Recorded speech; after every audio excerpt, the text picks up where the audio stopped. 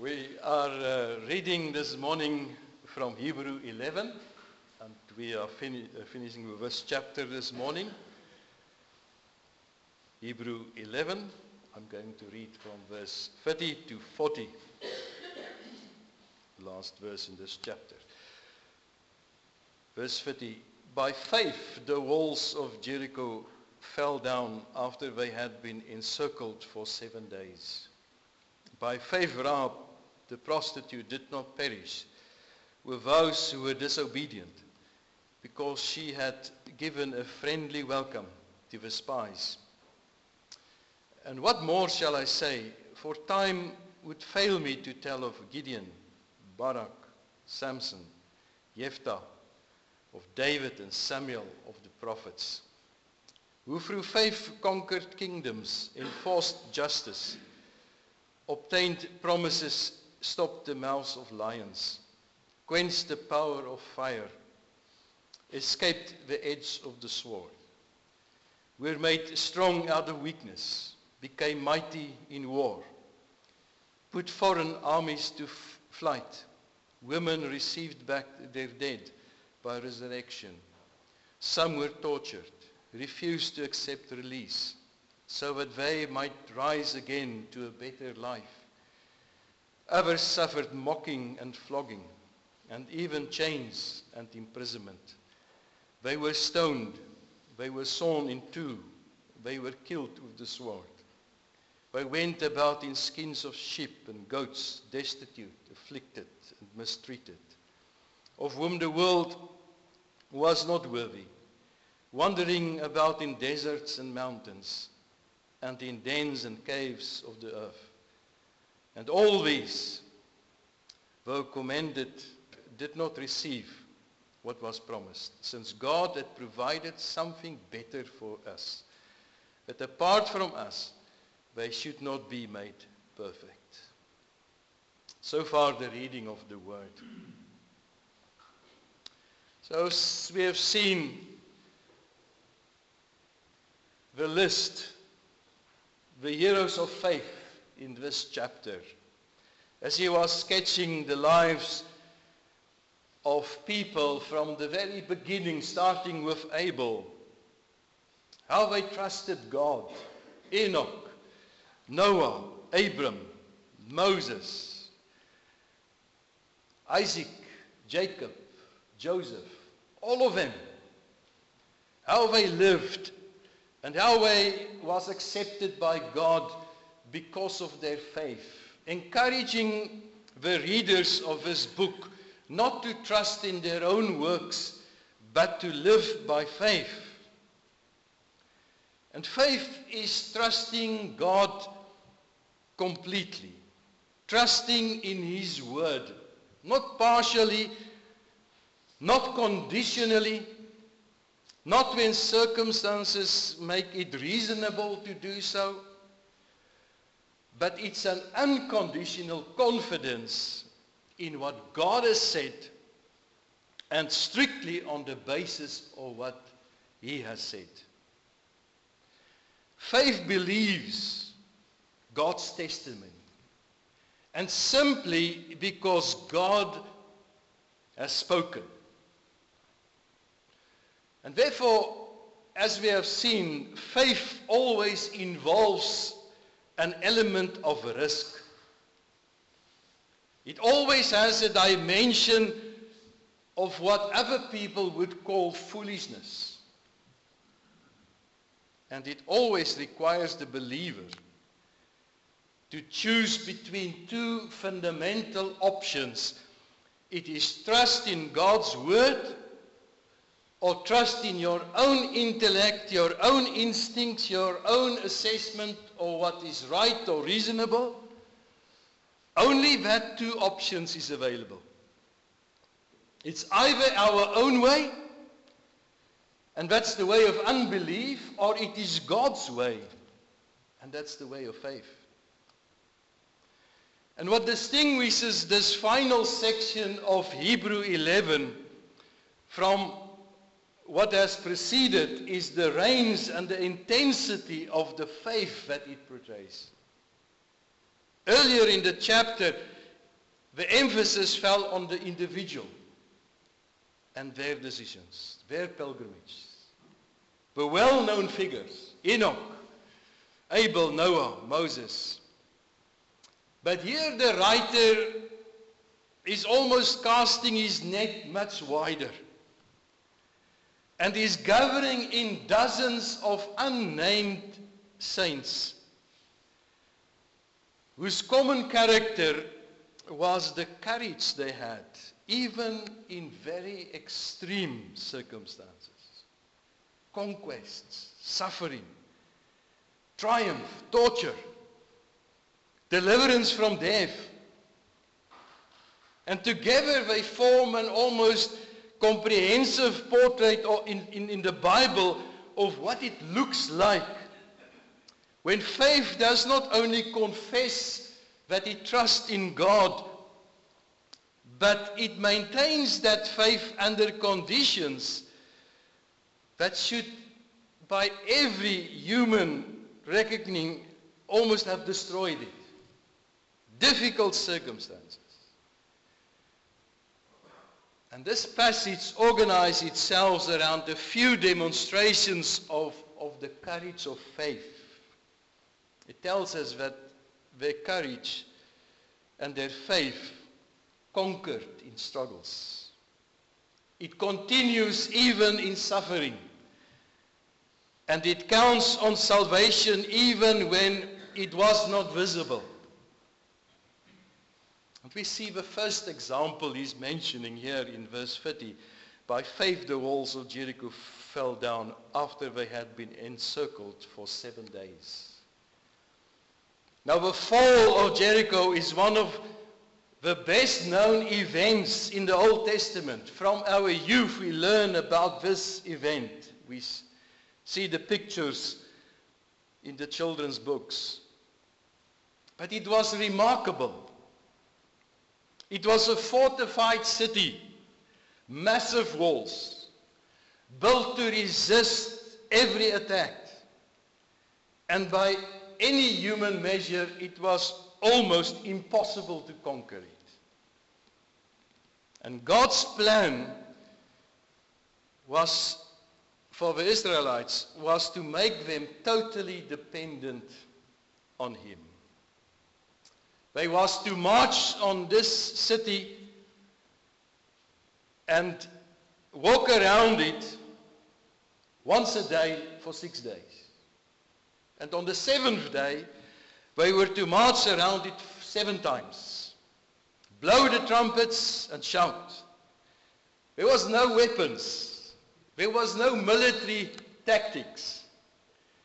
It was only obedience to God's command. And the people inside Jericho, they must have thought, this is very foolish. This is very foolish. Look what they're doing, just walking around the city. But God's purpose was to arrange the victory in such a way that no one would claim victory through their human strength or their own skills or military skills. And the walls fell because God acted, not because Israel had a better strategy. God also in our lives often chooses methods to humble our pride so that the glory goes to Him. And what's striking of Israel's obedience, you know how they acted in the desert. So many times they were rebels and didn't listen and disobeyed. But after 40 years of complaining in the wilderness, there was no record of argument here. No hesitation. Day after day, they simply did what God commanded. And true faith does that. God's wisdom is enough. Submitting to His word is what they do. Even when the commands seem beyond any reason. And their faith was very patient. Nothing happened in 6 days. They keep on walking. They continue to obey. Nothing seems to be happening. There was no immediate results. They trusted in God's timing, and on the 7th day the walls fell. And that this event teaches us that faith is more than believing only in the promises. It's also obeying God's word. It does not depend on what makes sense for us. It depends on what God has said. And when the people trust him and obey him, he accomplishes what we can never think of. He does the impossible. In verse 31, he mentions another example of faith. By faith, Rahab, the prostitute, did not perish with those who were disobedient because she had welcomed the spies in peace. She's a very surprising person to be mentioned in this list in Hebrews. She was not an Israelite, but a Canaanite. And they were people under God's curse, judgment. She was a prostitute. She lived in Jericho, the very city that God was about to destroy. And by every human standard, she seemed the least likely person to be saved. Yet she believed. Rahab. She had heard what God had done at the Red Sea and how he defeated the Amorites and their kings. And from these events, when she heard it, she made a conclusion, and she said in Joshua 2 verse 11, "The Lord your God, he is God in heaven and above and on earth beneath." She had very limited knowledge about God, but she acted on that knowledge. The little light she had was enough. And she acted in faith on that light. The other people of Jericho also heard that reports, what God did for Israel. Yet Hebrews describes them as disobedient. And their problem was also not a lack of evidence, but a refusal to believe. But Rahab responded in faith. She received God's testimony, while the others rejected it in unbelief. And she proved her faith by welcoming the spies, risking her own life, and hanging out a scarlet cord in her window just as she had been instructed. It was not only an inward conviction, but she had the courage to act upon that. She trusted God and his promises. And it's a wonderful story, her life. And that the writer is mentioning here. A wonderful picture of God's grace. His mercy that is crossing every human barrier of race, nationality, reputation, or even past sins. And she was not saved because she deserved it, but because she believed in God. And we see in her life as well, she was saved. And her faith united her to God's people, and she later became the mother of Boaz, the ancestor of David. And most wonderful of all, she is included in the genealogy of Jesus in Matthew 1 verse 5. This woman, once known as the prostitute, the undeserving one, became the lasting testimony of God's grace that for those who trust in him, no matter what happened in the past. But we also see another group and heroes of faith he's mentioning. And what shall I say more? For time will fail me. If I tell you of Gideon and Barak and Samson and Jephthah and David and Samuel, it's almost as if the writer stops. He's overwhelmed. He has got so much material And he admits, I cannot say everything about anyone here. And then he names 6 men. And then he refers to other prophets. And even this list is incomplete. It's only a small sample. And 6 men is listed, not in order necessary. First is Gideon. Example of faith. He started with 32,000 men to fight against the Midianites and Amalekites armies. They were like the swarm of locusts. 32,000 men. What could they do? God reduced it to 10,000 and then later to 300 men. There was no military sense in that, no logic in that.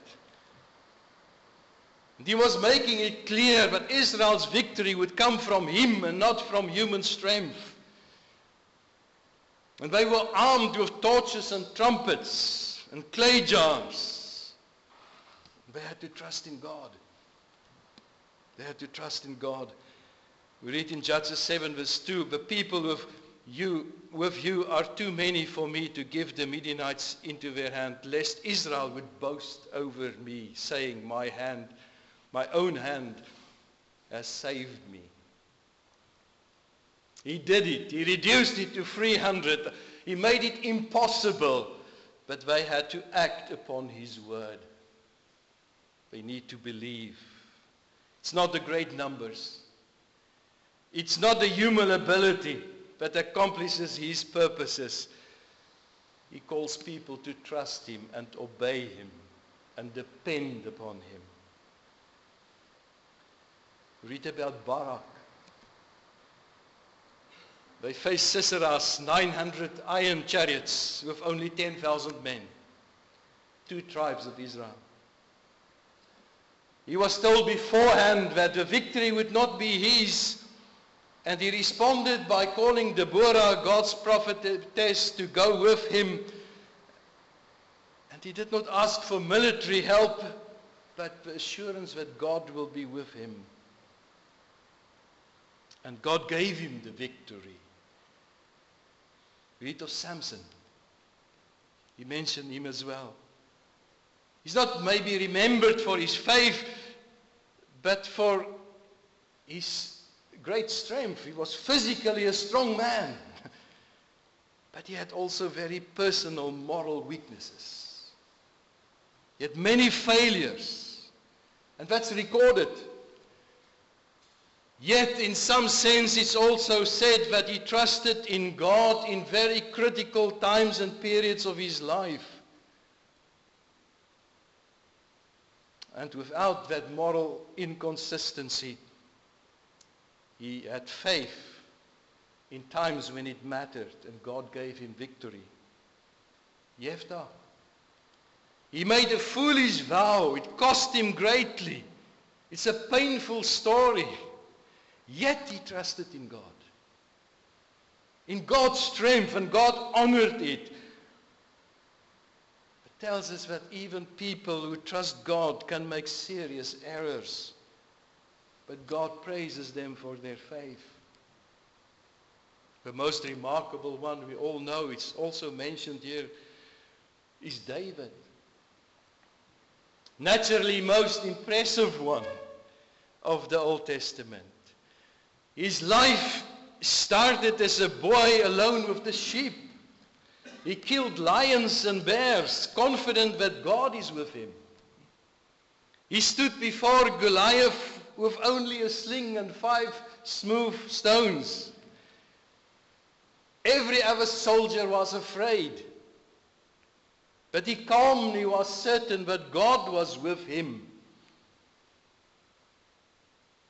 He faced that giant, not because he trusted in his skills, but he trusted in God. And that was the mark of his life. Many failures, but he had a love for God. He had a joy in his presence. He trusted God's faithfulness. And God gave him the victory. He also mentions Samuel. He was not a warrior in the conventional sense. His battles was not against an army. He fought idolatry, immorality, spiritual corruption, and that sometimes take more courage. From boyhood to old age, he ministered for the Lord, speaking the word of the Lord which the Lord gave him. He refused to accommodate the truth to the comfort of his hearers. And that was the courage of his faith. He stood up, he preached the truth of God's word, and by faith he overcome as well. He continues, the writer, verse 35 to 36. Women received back their dead by resurrection, and others were tortured, not accepting release. From verse 35, the tone is changed. Until now, the writer has mainly described the victories by faith. Now he turns to the suffering. And yet the writer treats both the same. Faith is present in both. Sometimes he tells us God gives the victory. Sometimes he calls people to endure. And in both cases, it is faith that trusts in him. He challenges the idea that faith always leads to success. It doesn't. The same faith that brought Jericho's walls did not always rescue God's people from pain. The God who shuts the lions' mouths also allows some of his servants to be tortured and killed. Faith does not guarantee a particular outcome in life, but it guarantees that God will remain faithful whatever happens. And there are different forms of suffering. The writer describes real people here who suffered, and they suffered because they trusted God. He tells us that some women received their children back from the dead. Elijah raised the widow's son, and Elisha raised the Shunammite son. Wonderful miracles. Tremendous miracles. God gives power over death. But they were not experienced by all God's people. Many widows whose sons died. And the writer includes them to show that faith can know both miraculous rescue and also deep suffering. He tells us that others were tortured, but they refuse release. They could have escaped, denied their faith, but they would not. They choose to suffer because they looked for a better resurrection. They knew that even if they lost their lives in faith, God would raise them up in eternal life. And maybe this is the highest form of faith, trusting God when there is no rescue in this life.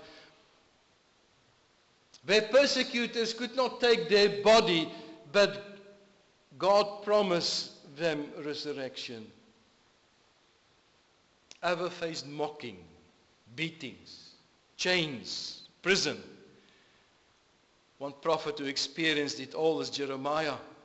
Was rejected, he was beaten, he was imprisoned, he was thrown into a muddy pit. And for years he seems to fail. Yet he kept on preaching God's word. Faith does not give up when obedience is hard or life is difficult and the results are few. Some were stoned, others were sawn in two. According to tradition, Isaiah died this way, speaking God's message. You cannot read a more wonderful book as the book Isaiah, the words that came out of his mouth. But the people did not accept him in the long run. They saw him in two. Others wandered in sheepskins and goatskins, poor, homeless, mistreated. They lived in deserts, mountains, caves, and holes in the ground.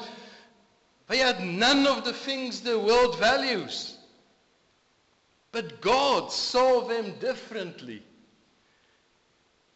This chapter tells us the world was not worthy of them. The world called them maybe worthless. They looked at them poor. But God called them precious.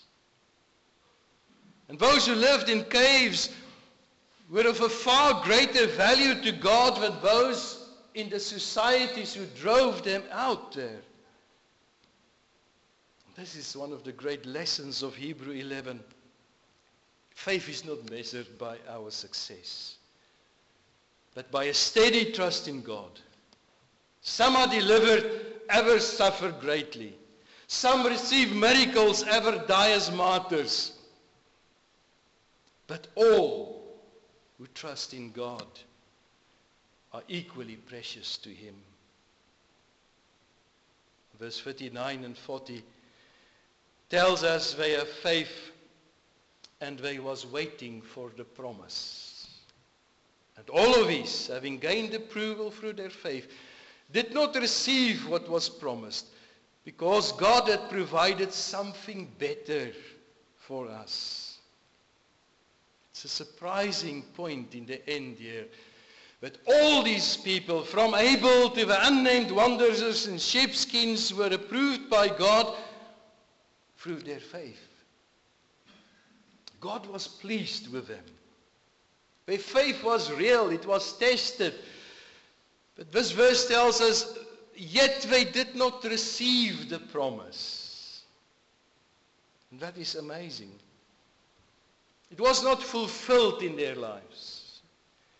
They were promised land, but they did not fully possess it.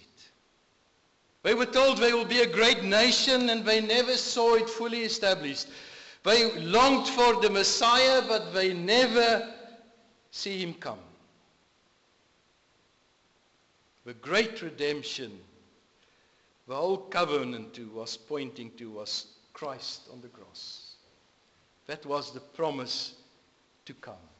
His finished work on the cross, and they did not experience that. It did not happen at that stage.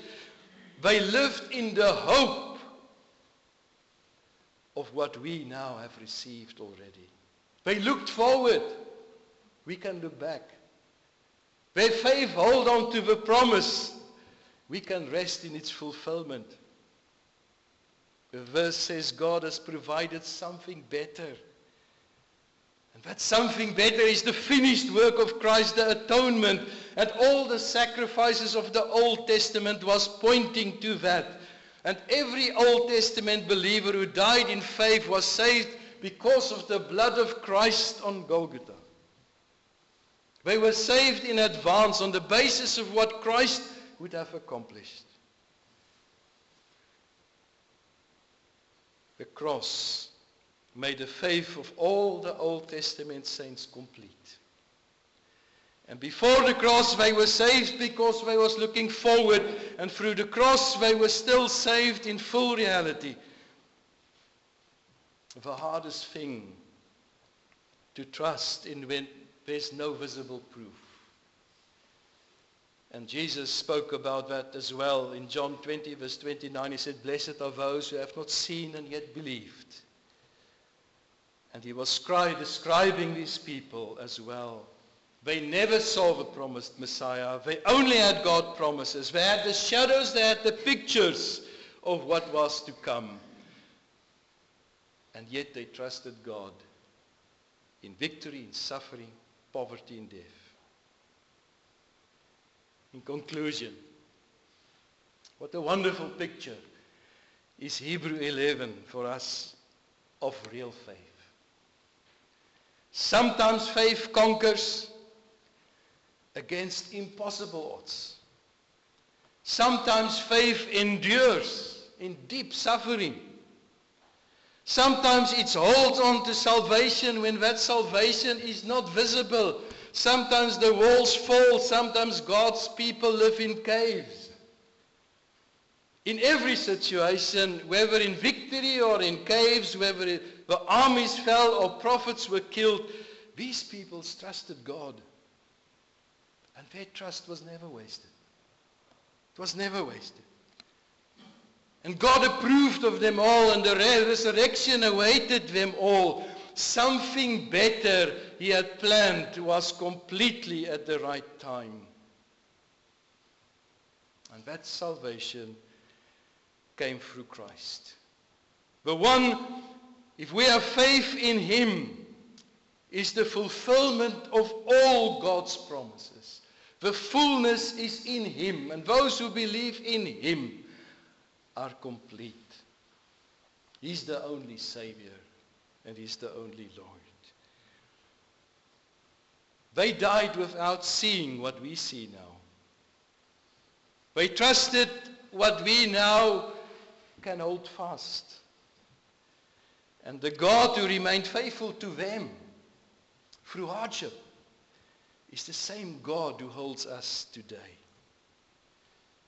He started this chapter by saying, without faith, it is impossible to please God. But with faith, as this whole gallery shows us, all things are possible. Amen. Let us pray. Heavenly Father, we thank you that we can once more this morning read in your word about the power and the wonder of faith. That we once more can confess and say that faith is a gift from God. When you open our eyes, when you draw us to yourself, when you give us your word, and by your Spirit work in us that faith to believe, it is a miracle and a wonder. And we ask, Lord, as we have seen how these heroes of faith lived, how they are an example for us, that we might follow in their footsteps. And thank you that we have more. That we can say we have got the fulfillment of that promises that came in Christ. That he died for us. That he is indeed the bread of life. That he is the living water. That in him there's complete satisfaction. There's resurrection of life. That in him we can say he's our only hope and salvation. And might we cling to him more and more. And may our faith grow and increase as we see more of Christ as the King of Kings and the Lord of Lords. We ask it in his name. Amen.